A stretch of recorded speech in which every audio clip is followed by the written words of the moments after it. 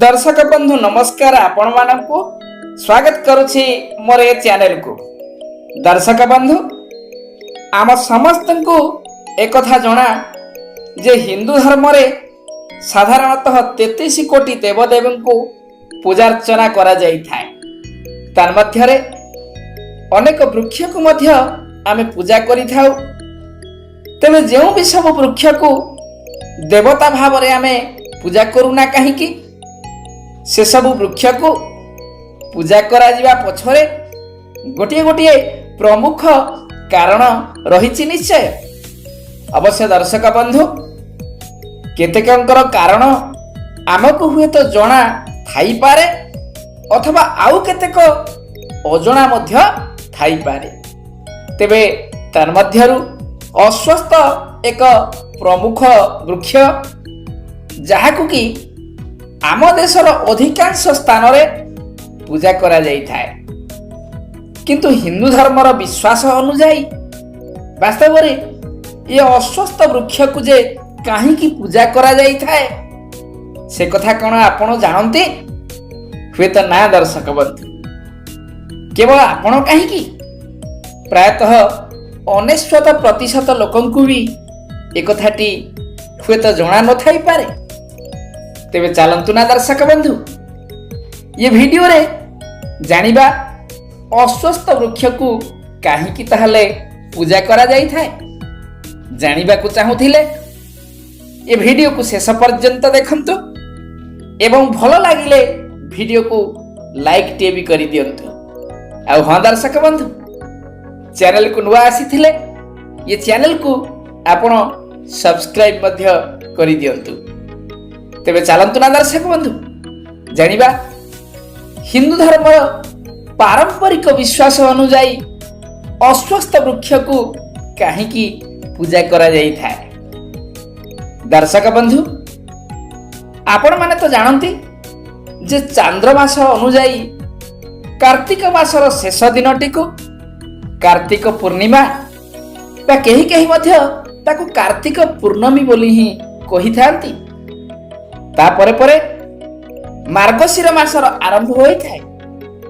परम ब्रह्म अर्थात भगवान श्री कृष्ण एही मास को श्रेष्ठ मास भाव स्थानित करी गीतार विभूति जोगरे स्वयं एकथा मध्य कहिछंती जे मु हेउछि मास मानक भितरे मार्गशीर। किंतु दर्शक बंधु एही मार्गशीर मास को आम्हे माने अन्य अर्थरे माँ लक्ष्मीकर मास बोली मध्य जानिछे। तेबे केवल आम देश रे नुहे बरं समग्र पृथ्वी रे माँ लक्ष्मी को संपत्ति सौंदर्य सौभाग्य तथा ऐश्वर्यर अधिकारिणी बोली मध्य विश्वास करा जाई थाए। किंतु दर्शक बंधु अन्य दिगरे माँ लक्ष्मीकर बड़ भौणी अर्थात अलक्ष्मी जे रूप गुण तथा मर्यादा इत्यादि रे तांकर संपूर्ण विपरीत बोली विभिन्न पुराण शास्त्रादि रे विचित्र प्रमाण स्वरूप वर्णना मध्य करा जाइछि। पुराण वर्णित तथ्यानुसार सागर मंथनरु लक्ष्मीकर आविर्भाव हेबा परी तांका भगिनी अलक्ष्मीकर मध्य उत्पत्ति होइथिला। तेणु ताहांकु मध्य वरुण देवतांक कन्या भावरे विश्वास कर जाई थाए। सागर मंथनरु हलाहल विषर उत्पत्ति हेबा परे सेइथिरु ही ताहांकर उत्पत्ति होइथिबा कथा प्रमाण मिले। तेणु से हेउछंती अकल्याणमयी अर्थात अलक्ष्मी। तेबे दर्शक बंधु पुराण वर्णित तथ्यानुसार अलक्ष्मीकर रूप हेउछि त्रिभुजासम एवं तांक शरीरर वर्ण मध्य कृष्ण वर्ण। वस्तुतः लौह निर्मित अलंकार आदि को से परिधान करुथिबा स्थले तांकर वाहन गध बोली मध्य प्रमाण मिले। निजर अंगरे ସେ ରକ୍ତ ଚନ୍ଦନ ଲେପନ କରୁଥିବା କଥା ମଧ୍ୟ ପୁରାଣାଦିରେ ବର୍ଣ୍ଣିତ ଅଛି। କିନ୍ତୁ ଦର୍ଶକ ବନ୍ଧୁ, ଏହା ସତ୍ତ୍ୱେ ବି ମା ଲକ୍ଷ୍ମୀ ତାକୁ ଖୁବ୍ ଭଲ ପାଇବା ସଙ୍ଗେ ସଙ୍ଗେ ଆଦର ମଧ୍ୟ କରୁଥିଲେ। ଦର୍ଶକ ବନ୍ଧୁ, ଆପଣ ହୁଏତ এই କଥା ଭାବୁଥିବେ ଯେ ମୂଳ ପ୍ରସଙ୍ଗକୁ ଭୁଲି ଯାଇ ମୁଁ କିଛି ଅଲଗା ତଥ୍ୟକୁ ଆପଣଙ୍କୁ ଶୁଣାଉଛି ବୋଲି। ତେବେ ନାଇଁ ଦର୍ଶକ ବନ୍ଧୁ, ଆପଣଙ୍କ ସନ୍ଦେହ ହେଉଛି ଏକଦମ ଭୁଲ।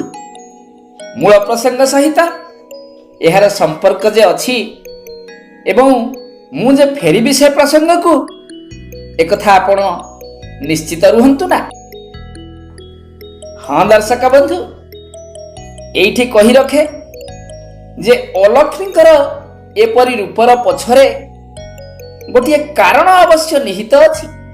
ଅର୍ଥାତ୍ କାର୍ତ୍ତିକ ମାହାତ୍ମ୍ୟରେ ବର୍ଣ୍ଣିତ ତଥ୍ୟାନୁଯାୟୀ ନିଜେ ଅଲକ୍ଷ୍ମୀ ଏକଥା ଭଗବାନ ବିଷ୍ଣୁଙ୍କୁ କହିଥିଲେ ଯେ ଯେତେବେଳେ ସୃଷ୍ଟିର ଅନ୍ତ ବା ବିଲୟ ଘଟିଲା, ସେତେବେଳେ ସଂସାରର ସକଳ ଆତ୍ମା ଅର୍ଥାତ୍ ସତ୍ୱ, ରାଜଃ ଏବଂ ତମଃର ବନ୍ଧନରୁ ମୁକ୍ତ ହୋଇ ଭଗବାନ ବିଷ୍ଣୁଙ୍କ ଗର୍ଭକୁ ଚାଲି ଯାଇଥିଲା। ତେବେ ସେମାନଙ୍କର ସବୁ ସୁକୃତ ଅର୍ଥାତ୍ ସୁକାର୍ଯ୍ୟ ମଧ୍ୟ ସେଥିସହିତ ଚାଲି ଯାଇଥିଲା।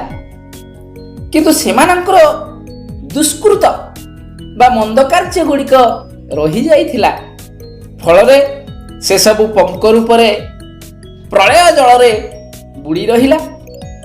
କିନ୍ତୁ ପରବର୍ତ୍ତୀ କାଳରେ ପୁଣି ଯେତେବେଳେ ଭଗବାନ ବିଷ୍ଣୁ ନିଜର ଲୀଳା ପ୍ରକଟ କରି ନୂଆ ସୃଷ୍ଟିର ସଂରଚନା କଲେ, ସେତେବେଳେ ଧର୍ମର ସ୍ଥାପନା ହୋଇ ଚର ଏବଂ ଅଚର ସବୁର ପୁନଃ ଉତ୍ପତ୍ତି ଘଟିଲା।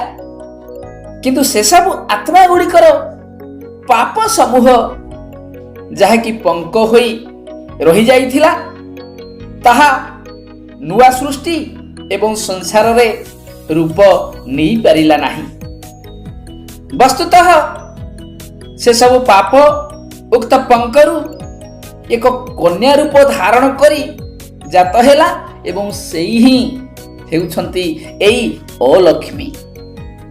ତେଣୁ ଅଲକ୍ଷ୍ମୀଙ୍କର ନିଜର ଏଭଳି ରୂପ ଏବଂ ଗୁଣାଦି ପଛରେ ଯେ ତାଙ୍କର ନିଜର କିଛି ଦୋଷ ନଥିଲା, ଏକଥା ଜାଣିବା ପରେ ଭଗବାନ ବିଷ୍ଣୁ ତାଙ୍କ ପ୍ରତି ସଦୟ ହୋଇଥିଲେ ଏବଂ ତାଙ୍କୁ କହିଥିଲେ ଯେ ମୁଁ ହିଁ ଅଶ୍ୱସ୍ଥ ବୃକ୍ଷର ସ୍ୱରୂପ ଏବଂ ପ୍ରତୀକ ମଧ୍ୟ।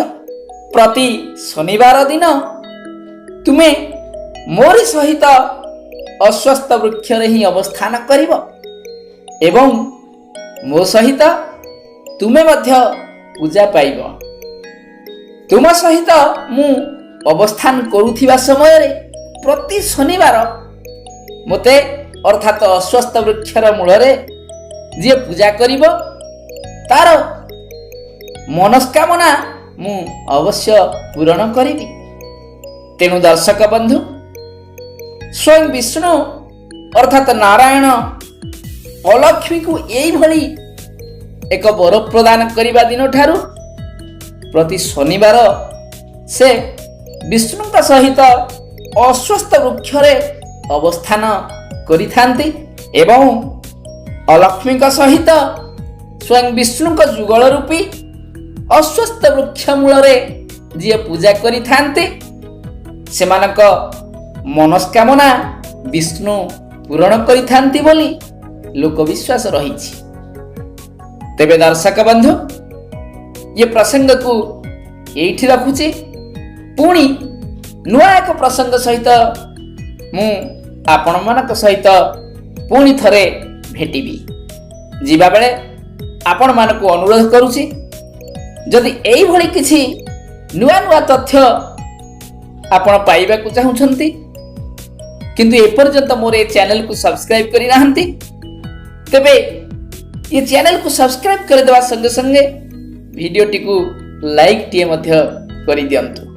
ତେବେ ଦର୍ଶକ ବନ୍ଧୁ, ପୁଣି ଆରଥରକୁ ରହୁଛି। ନମସ୍କାର।